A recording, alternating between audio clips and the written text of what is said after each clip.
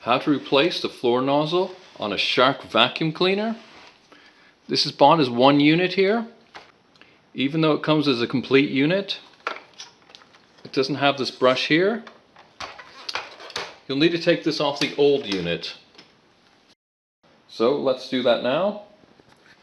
And to release this brush here, we can see it's missing over here. Push down this tab here, and that releases it. And then we'll bring it over to the other one.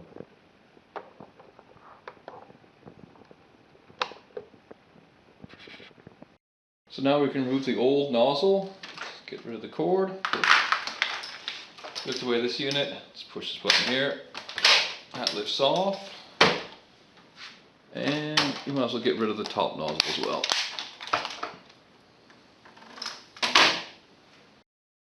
So essentially we're just left with the stock here, and if we look down the side, there's a little tab here, and all you need to do is push that in. There you go.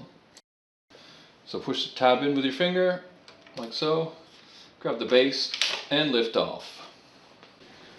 So remove the pipe from the old unit, and install into the new unit. You'll hear a click. Let's put the vacuum cleaner back together. Slide this back in. It's back on.